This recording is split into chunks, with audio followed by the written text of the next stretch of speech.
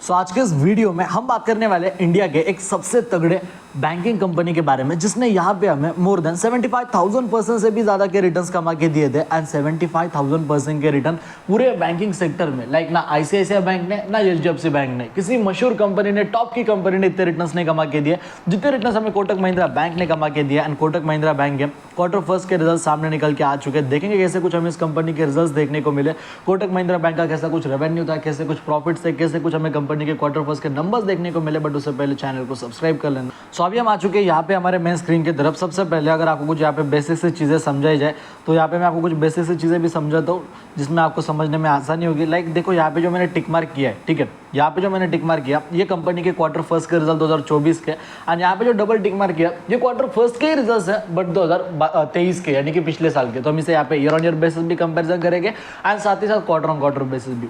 First of all अभी अगर आप बात करते हो कंपनी के टोटल इनकम के बारे में, कंपनी का टोटल इनकम था पिछले साल का somewhere around 20,000 rupees in crore, and इस साल का जो कंपनी का टोटल इनकम है इट इज़ रफली अराउंड 25,000 रुपीज़ इन करोड़। यानी कि नाना करते हुए हमें कंपनी के टोटल इनकम के अंदर 25% तक का हमें यहाँ पे अप ट्रेंड आते हुए देखने को मिला। 25% तक की तेज़ी हमें कंपनी के टोटल इनकम के अंदर आते हुए देखने को मिली। 25% कंपनी का टोटल इनकम बढ़ गया। वैसे देखा जाए क्वार्टर ऑन क्वार्टर हमें 10-12% का डाउनफॉल देखने को मिल रहा है, बट आपका फोकस मेन होना चाहिए ईयर ऑन ईयर बेसिस पे कि भाई ईयर ऑन ईयर बेसिस पे कंपनी क्या कुछ कर रही है, ईयर ऑन ईयर बेसिस पे कंपनी कैसे कुछ चल रही है, ठीक है। क्योंकि the most important thing matter is कि ईयर ऑन ईयर बेसिस का परफॉर्मेंस। अभी अगर मैं खर्चों की बात करता हूँ तो यहाँ पे देखो खर्चे थोड़े ज़्यादा बढ़ते हुए देखने को मिले, बट चिंता मत करो। यहाँ पे आपको और एक मैं शानदार चीज़ दिखाने वाला हूँ।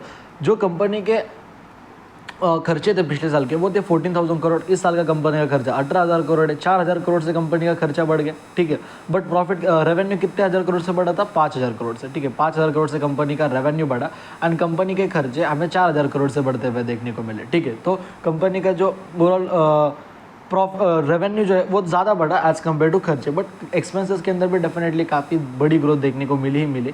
But if you are going to talk about company के प्रॉफिट के बारे में, ठीक है, कि कंपनी के प्रॉफिट्स हमें कैसे देखने को मिले, तो यहाँ पे आपको एक सबसे बड़ी चीज़ समझा दो कि यहाँ पे बात क्या हुई। ये यहाँ पे कंपनी के नेट प्रॉफिट आफ्टर टैक्स थे। 4,000 करोड़ का प्रॉफिट कंपनी का पिछले साल का था। इस साल का कंपनी का प्रॉफिट है 7,400 करोड़ का।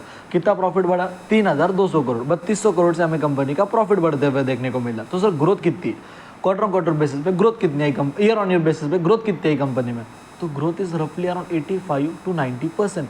अभी आप कहोगे सर कंपनी का जो ओवरऑल रेवेन्यू था वो तो हमें 25% बढ़ते हुए देखने को मिला, उसमें भी जो कंपनी के खर्चे थे वो 30% बढ़े, ठीक है। कंपनी का रेवेन्यू कितने परसेंट से बढ़ा? 25% से। कंपनी के एक्सपेंसेस यानी कि कंपनी के खर्चे कितने परसेंट से बढ़े? 35% से। 35% से भी ज़्यादा कंपनी का खर्चा बढ़ा, फिर भी नेट प्रॉफिट में 85 to 90% की ग्रोथ क्यों है? तो उसके पीछे का साफ सा रीज़न एक ही है कि कंपनी के अंदर इस बार एक्सेप्शनल आइटम 3,500 करोड़ के आसपास हमें बढ़ते हुए देखने को मिले। एक्सेप्शनल आइटम यानी कि कभी कभार होने वाले जो प्रॉफिट्स है वो हमें इस बार होते हुए देखने को मिला ये कोटक महिंद्रा बैंक के अंदर, एंड इसकी वजह से 85 to 90% का जंप हमें यहाँ पे कोटक महिंद्रा बैंक के अंदर आते हुए देखने को मिला। नंबर्स डेफिनेटली काफ़ी तगड़े हैं, मार्केट भी इसे अप्रिशिएट करेगा। बाकी वीडियो पसंद है तो वीडियो को लाइक कर देना, चैनल को सब्सक्राइब कर देना। जय हिंद, धन्यवाद।